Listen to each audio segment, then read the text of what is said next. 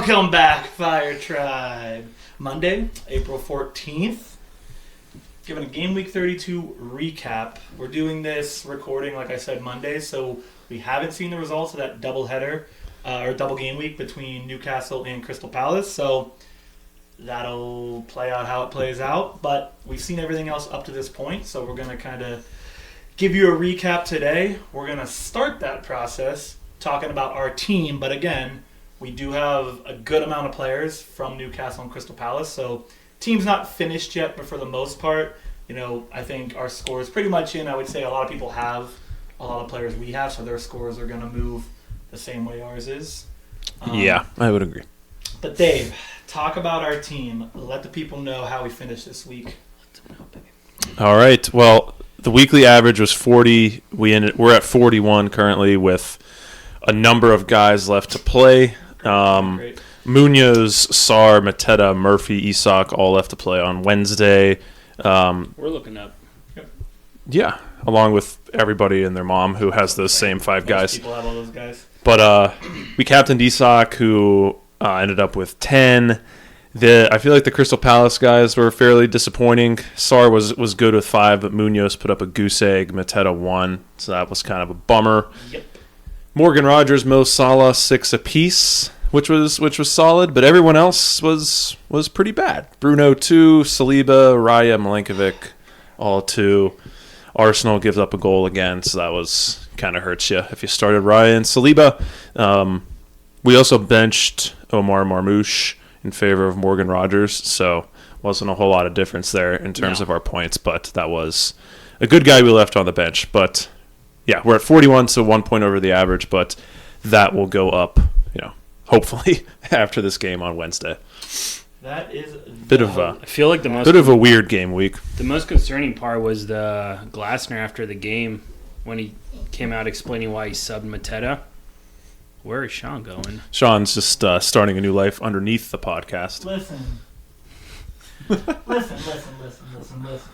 You don't get people under trying the fire burrow underground on every podcast, folks. He's back. Round of applause. Listen, everyone. We're real life here, right? We're doing this. We're figuring it out. Dave's mic was way too loud. I didn't want to make your ears bleed. So I went down and I fixed it for a second. You're welcome. What were we talking about? We're just saying how Glasner basically talked shit on Mateta, so hopefully that doesn't carry over to these future games. But yeah, he wasn't happy with Mateta, so we'll see what that means. It happens. If he gets in my boy Mateta's head, I'll never forgive him. Can't have that. Don't really. The guy just got kicked in the face like a month ago. I know. You're going to give him crap? I don't like it. Some bullshit from Glasner, but he knows best. He's their coach. Yeah. All right.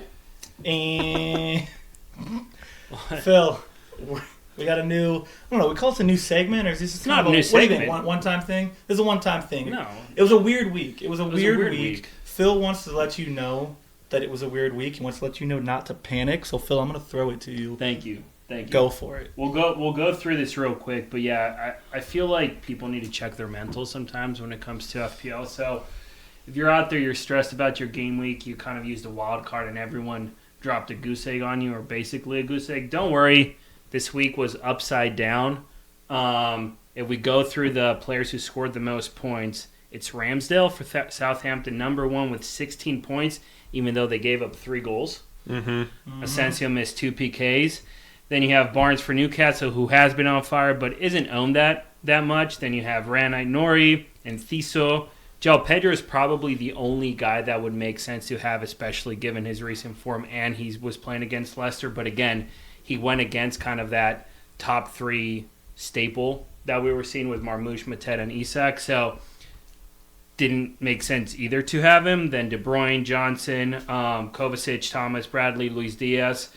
None of those guys really make sense to be the top point getters of the week. So it's tough. Sometimes you just get unlucky. It was kind of an upside down week where people you didn't expect were getting points and people you probably expected to get points didn't.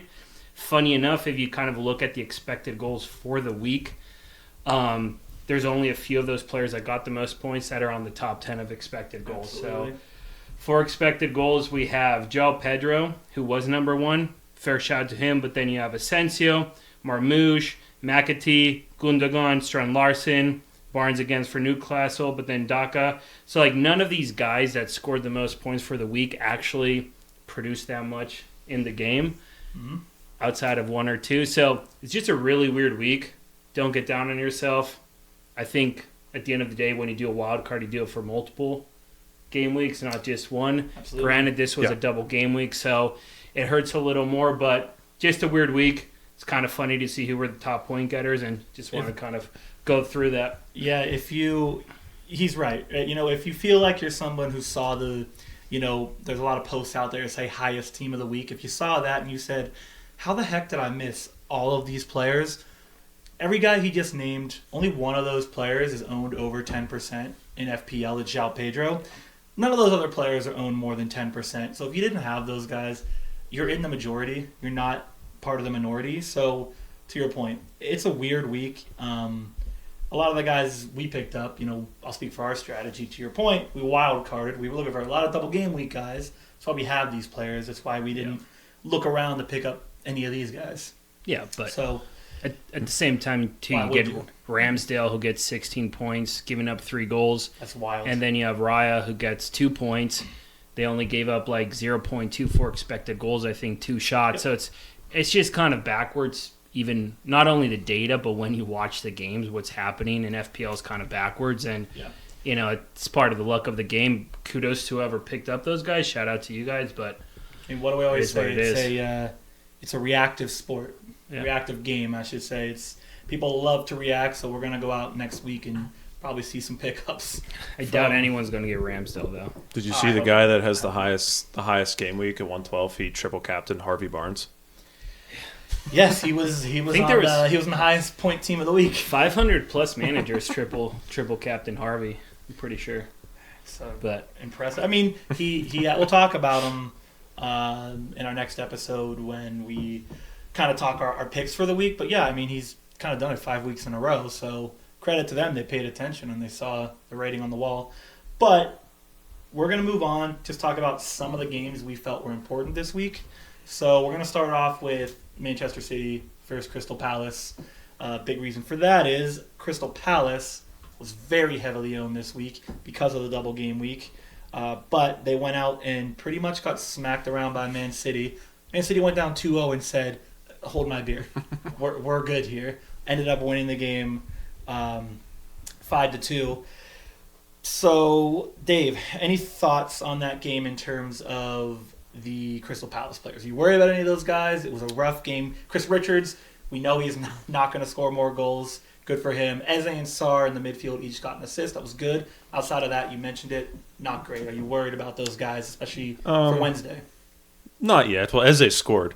Apologies. I don't. Did score. No, I think having like them double this week is kind of a bonus, and they could still have some returns on Wednesday against Newcastle, and forget about this ugly game for Mateta. But I'm not worried. They're still playing well. You wanted them in your lineup for game week 33 as well, so I don't think this game is going to make anybody drop those guys. If you picked up one of their big four, we'll call it, you're still playing 3 of them. Next week as well, in my opinion. Yep, I would agree. Not too much to worry about. Again, Crystal Palace is still a good team. They got beat on in a game, but yeah, I mean, you want them for the reason they're here is a double game week. That's why they're here. They get another chance against Newcastle on Wednesday, so agreed. I don't think we need to jump the gun. Phil, Aston Villa versus Southampton. That's the second game that we want to talk about. The reason being is because we love Southampton. I'm kidding. Aston Villa, it's been a bit of a mystery on who is going to play on that team. They have so many guys in rotation. They have Rashford. They have Asensio. They have Ollie Watkins. They have Morgan Rogers. They have all these guys in rotation. Did this week tell you anything, Phil, about who you should get for the next week? I think it tells you that Rogers is probably the most consistent player on that team right now, at least for FPL. I'm surprised, unless he wasn't on the field at that point, that Asensio took both PKs. And if he had scored at least one of them, Ramsdale, baby, would maybe be talking about Asensio right now as a very interesting option for FPL going forward. But again, we've talked about the UCL in between these games and kind of the rotations Villa's doing. At the end of the day, I just think that Rodgers is the most consistent player. So anyone outside of him would be a risk.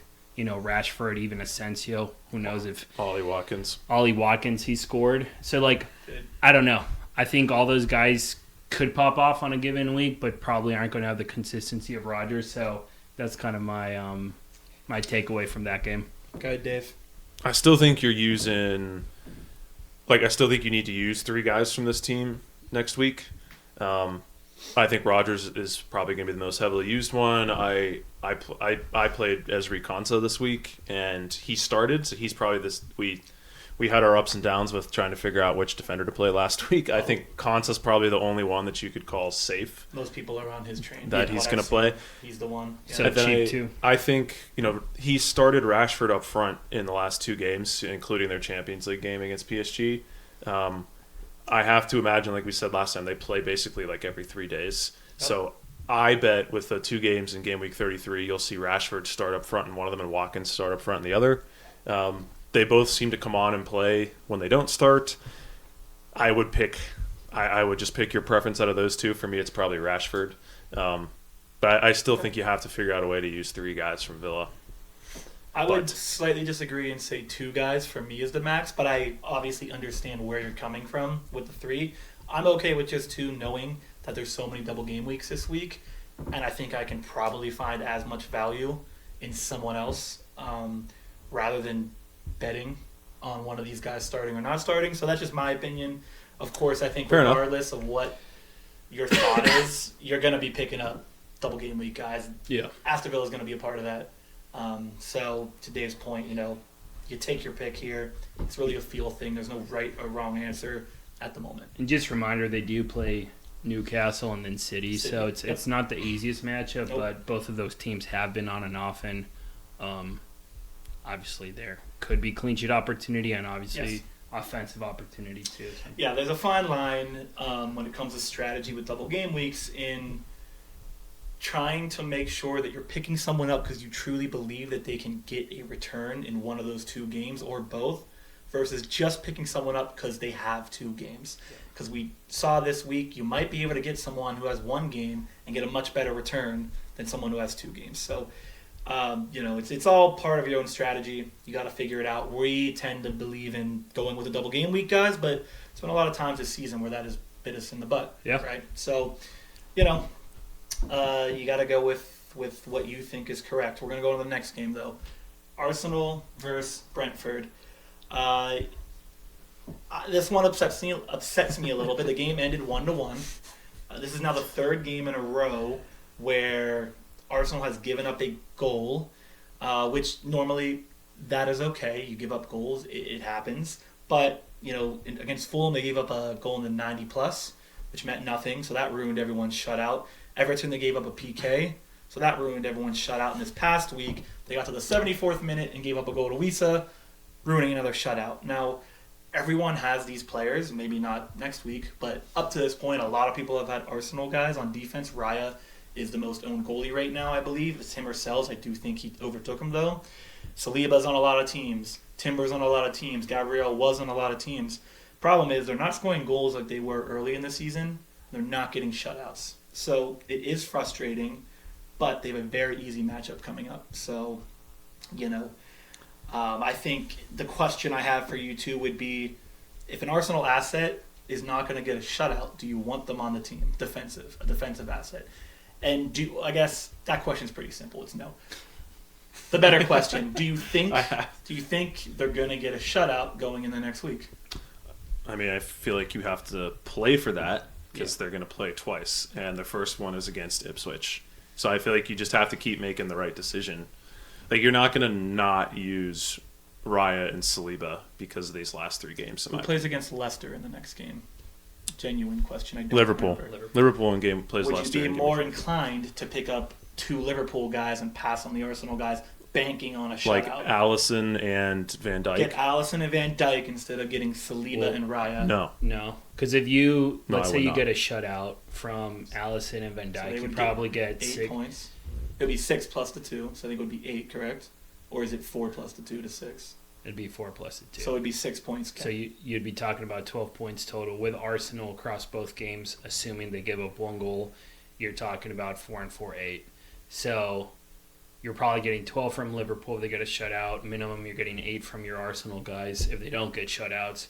But I think you have, obviously, the opportunity. If they get a shutout, it jumps up. Yep. So I think just when it comes to clean sheets, you really do have to play the matchup and the data. And I know people are super against data and FPL, but they're giving up minimal chances. This is also a reminder they just shut out Real Madrid. They did shut out Real Madrid. This is all without Gabriel, probably the too. easiest team to shut out right now. So yeah, that's true. Real Madrid stinks. So yeah, I think you have to keep going with Arsenal giving up very, very few chances. You got to pray that Raya actually gets a freaking save at some point. But I think it's a smart move. You can't cheat yourself. Like, you can't be hard on yourself if it doesn't work out, because it is the smart move. I think the better question is, are you buying Saka? I don't know. That's a tough question. I think something to think about, because I don't want to get too deep into the are we buying a player for next week. But to your point, there's 3 options in the midfield position right now that are high price, and this is actually going to lead us perfectly into the next conversation. You have Palmer, who did have an assist this week, but again, it's just the team tied against Ipswich at home, which is not good. Assist is good, $10 million, 10.8. That's a lot to pay for not a lot of returns. Salah, who we are about to talk about, is your other option. He's been struggling a little bit for his, level that he generally plays at. And then you have Saka, right? So you have these 3 options. I think, for me, Saka is probably the second best option of those 3. So yeah, I would definitely consider, if I have Palmer and Salah, I would definitely look to put Saka in where I have Palmer. I would consider that for sure. I think I agree with you. I think at least he's played in these last 3 games, and he started their Champions League game, and I think he played like 70 minutes or so. He looked great. He looks good. He went off with a knock, or maybe they pretended like he had a knock, but I don't know if he was going to play 90 minutes, but it wasn't like just a natural sub. Yeah. He kind of wobbled off with the trainer, but looked fantastic. Yeah, I think I'd be willing to risk it, like over Palmer. Yeah. I'm not going to let the fact that he got 1 assist, Absolutely make me pick it against Ipswich. I'm good. So what is it? 0 goals and like 2 assists in the last 10 games. It's something like that. But he anyway, has 3 assists and 0 goals. He hasn't had a goal since game week 21. Yeah, so it's 10 games, 3 assists. Yeah, so it's a lot to pay for and goals. Their schedule isn't easy. Chelsea, and they're in shambles as a team. They're in shambles as if I was to open that conversation up to, do I want him in general? Different story. If we're talking between those 3, I'm taking 2 of them. Palmer's out. Yep. I would rather have Saka than Palmer, and I think those 2 are the closest comparison right now. Yeah. So, but on the conversation of Salah, we want to mention that he did get an assist this week. That did just break the record for most goal contributions in an EPL season. Congrats to you, the Egyptian King. But he has not been at the level he was at for the majority of the season.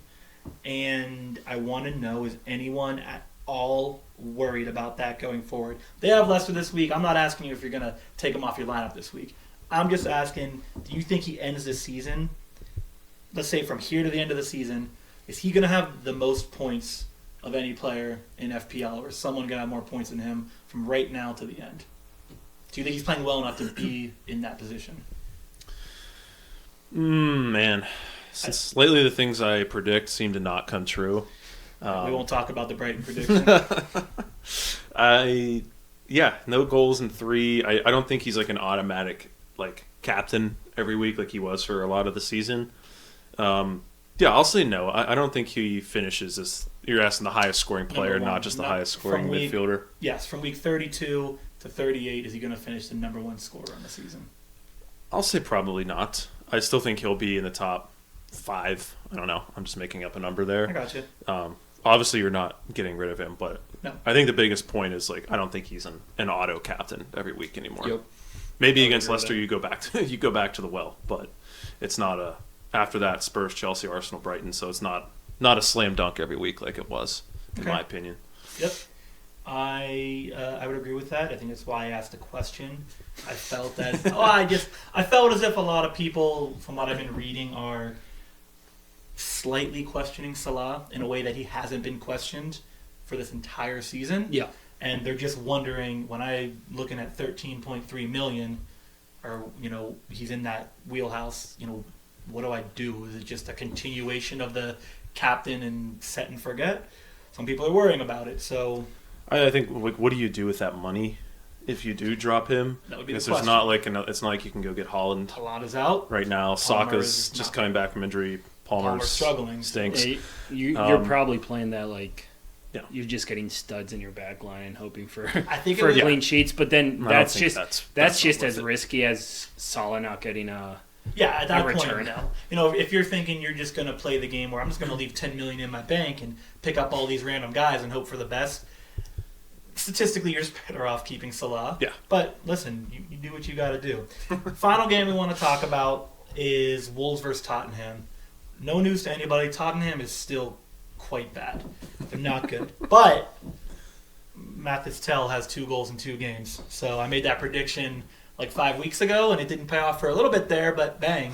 He's not playing much, but he is getting a couple goals. But the reason I really want to ask is we talked last week about Strand Larson, and I asked the question, is Strand Larson good because Cunha's out, or is Strand Larson just good, and will he continue to thrive with Cunha in? I think this weekend may have answered a little bit of that question. What say you guys? Yeah, Go ahead, Phil. Just that Cunha is probably one of the best EPL players right now and makes Strand Larson better. So I think they both thrive together, and this weekend showed that. Yeah. Not much to add there. I agree. I disagreed with you last week that I think that Cunha being out makes Strand Larson better. Mm-hmm. They haven't had a ton of games where they're both on the field together this year either. Nope. But, yeah, I think Strand Larson is someone, after the doubles are over, if you want to save some money, I think he's a good option. And I'm all ready to jump back aboard the Matthias Cunha train. I do. So, I do. Yes, first, every chance I get. So Wolves, for anyone who's not paying attention, has now won 4 in a row. They were unbeaten in the last 5. They are on fire. They went from just a matter of weeks ago to being a relegation potential team to being way out of that. So good for them. But having these 2 guys is interesting to see because I'm sure most people have seen Cunha is being linked to a lot of teams. Basically, any team you can think of, Cunha is being linked to. Mm-hmm. So he may be leaving at the end of the season. I would lean towards yes. I don't know about you, but I would say probably, unless Wolves comes up with a bunch of money. But I think Strand Larson, just predicting next season, might be an interesting pick for a lot of people if Cunha's gone and he becomes the sole forward. I would agree with that. I didn't say fantastic. I said interesting. No. Yeah. Almost like an Evan Nielsen. Gets a shot, puts it in.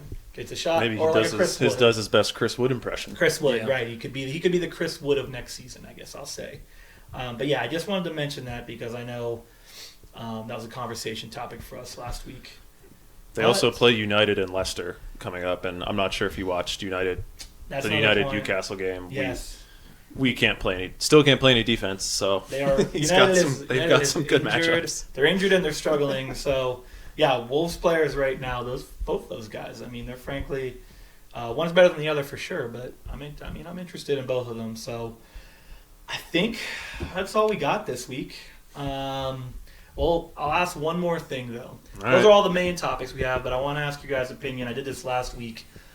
UCL, very quickly. I don't want to sit on it too long, but we watched Arsenal 3-0 victory against Real Madrid. Declan Rice did his best prime Beckham impression. And Villa, who looked like they were going to stay in the game and then just got overwhelmed completely. What do you guys think is going to happen in the second legs? Do you think, Phil, I'll ask you about Arsenal, Real Madrid. Do you think Arsenal finishes that off, or do you think Real Madrid can come back at home?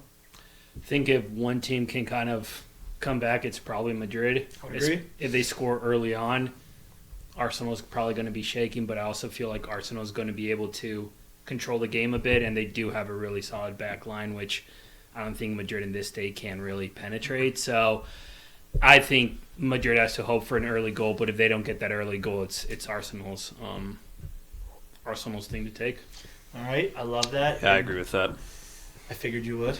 And Dave, you were the PSG pusher, right? You were all about PSG. You find them to be one of the best teams in the world, maybe the best team in the world. Was there any surprise that Villa got beat 3-1? And do you think there's any chance at all they can come back from that?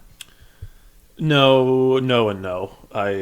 Villa definitely scored kind of against the run of play. Yep. Like PSG had 75% of the possession in that game and attempted 29 shots. Mm-hmm. The game is Villa are playing at home, so I guess maybe like the same thing Phil said. If they can score early and make it a 1-goal game on the aggregate, maybe then your theory comes into play where PSG's knees start shaking a bit. But I just think PSG are too good, and I think they're going to be. I think they know that they have a chance to do something pretty special with this team, so I think they're going to be pretty locked in that game. I would say if it goes to PKs, as a Villa fan, you're probably excited if Asensio's out there taking one. So you're also probably excited to have hoping for Martinez that. in the net. Oh, no, you're making a joke. I would be unreal. But, that's tough. I wouldn't bet against Villa if it goes to PKs because Martinez, that's probably the only thing he does well. That is what he does really well. He does. I hate him so much. Much as he annoys you, he is good at stopping. Yeah, but you got that sick little haircut. Yeah. So, all right, we're out of here.